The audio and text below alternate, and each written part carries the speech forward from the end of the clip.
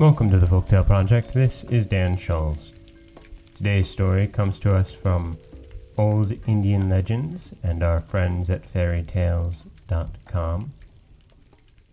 This is Shooting of the Red Eagle.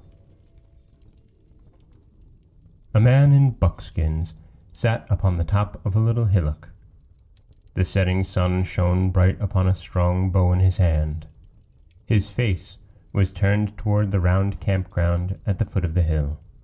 He had walked a long journey hither. He was waiting for the chieftain's men to spy him. Soon, 4 strong men ran forth from the center wigwam toward the hillock, where sat the man with the longbow. "He is the avenger come to shoot the red eagle," cried the runners to each other as they bent forward, swinging their elbows together. They reached the side of the stranger, but he did not heed them. Proud and silent, he gazed upon the cone-shaped wigwams beneath him.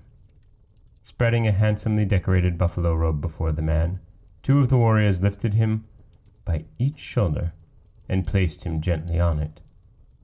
Then the 4 men took each a corner of the blanket and carried the stranger with long, proud steps toward the chieftain's tepee.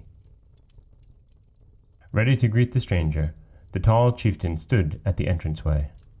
"How, you are the avenger with the magic bow," said he, extending to him a smooth, soft hand. "How, great chieftain," replied the man, holding long the chieftain's hand. Entering the tepee, the chieftain motioned the young man to the right side of the doorway, while he sat down opposite him with a center fire burning between them. Wordless, like a bashful Indian maid, the avenger ate in silence the food set before him on the ground in front of his crossed shins. When he had finished his meal, he handed the empty bowl to the chieftain's wife, saying, "Mother-in-law, here is your dish." "Han, my son," answered the woman, taking the bowl. With the magic arrow in his quiver, the stranger felt not in the least too presuming in addressing the woman as his mother-in-law. Complaining of fatigue, he covered his face with his blanket, and soon within the chieftain's tepee he lay fast asleep. "The young man is not handsome after all," whispered the woman in her husband's ear. "Ah, but after he has killed the red eagle he will seem handsome enough," answered the chieftain. The night the starmen, in their burial procession in the sky, reached the low northern horizon, before the center fires within the teepees had flickered out. The ringing laughter which had floated up through the smoke lapels was now hushed, and only the distant howling of wolves broke the quiet of the village. But the lull between midnight and dawn was short indeed. Very early, the oval-shaped door flaps were thrust aside, and many brown faces peered out of the wigwams toward the top of the highest bluff. Now, the sun rose up out of the east. The red-painted avenger stood ready within the campground for the flying of the red eagle. He appeared, that terrible bird.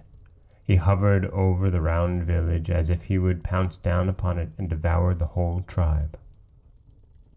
When the first arrow shot up into the sky, the anxious watchers thrust a hand quickly over their half-uttered "Hinu!" The second and third arrows flew upward but missed by a wide space, the red eagle soaring with lazy indifference over the little man with the longbow. All his arrows he spent in vain. "Ah, my blanket brushed my elbow and shifted the course of my arrow," said the stranger, as the people gathered round him. During this happening, a woman on horseback halted her pony at the chieftain's tepee. It was no other than the young woman who had cut loose the tree-bound captive. While she told the story, the chieftain listened with downcast face. "I passed him on my way. He is near," she ended. Indignant of the bold impostor, the wrathful eyes of the chieftain snapped fire like red cinders in the night-time. His lips were closed. At length to the woman he said, "How, you have done me a good deed." Then, With quick decision, he commanded to a fleet horsemen to meet the avenger.